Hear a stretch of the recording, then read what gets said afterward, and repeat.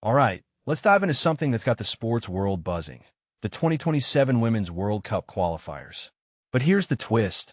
I'm not just here to list who made it. I'm here to unpack why this matters, what it says about the state of women's football, and why some of these qualifications are downright groundbreaking. So buckle up. First off, let's talk about the big news. Algeria, Morocco, Cameroon, and Malawi have all punched their tickets to Brazil. But what makes this really interesting is how they got there. The Women's Africa Cup of Nations, Wafcon, isn't just a continental tournament. It's a battleground for World Cup spots. And this year, it's been nothing short of dramatic. Personally, I think this format adds a layer of intensity that's unique to women's football.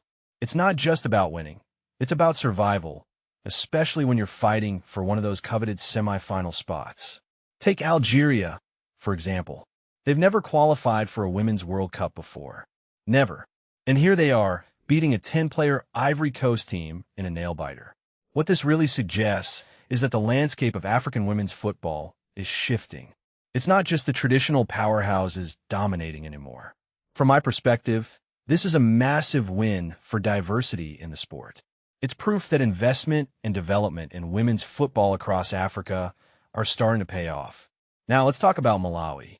Ranked 153rd in the world, they've pulled off one of the biggest upsets in recent memory by beating Ghana. If you take a step back and think about it, this is the kind of story that makes sports so compelling. It's the underdog narrative, but it's also a testament to the unpredictability of football. What many people don't realize is that these lower-ranked teams often have to overcome massive resource gaps, making their achievements even more remarkable.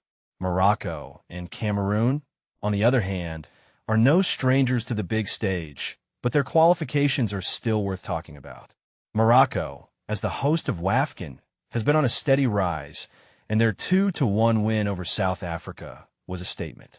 Cameroon, meanwhile, secured their spot with a stunning free kick from 19-year-old Miriam Niaju. One thing that immediately stands out is the talent emerging from these nations.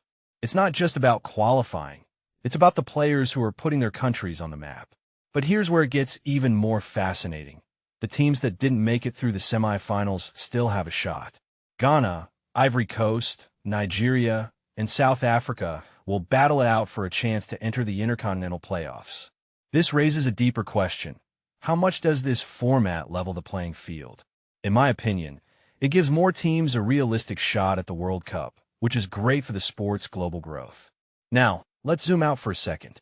The 2027 Women's World Cup will feature 32 nations, and 18 spots are already filled. What's striking is the diversity of qualifiers so far. From Algeria and Malawi in Africa to the Philippines in Asia, this tournament is shaping up to be one of the most inclusive yet. A detail I find fascinating is how this reflects the growing global interest in women's football. It's not just a European or North American phenomenon anymore. Finally, let's talk about what this means for the future. The Women's World Cup is no longer just a showcase of the top teams. It's a platform for emerging nations to make their mark. Personally, I think this is the most exciting era for women's football we've ever seen. The narratives, the talent, the unpredictability, it's all coming together in a way that's impossible to ignore. So here's my closing thought.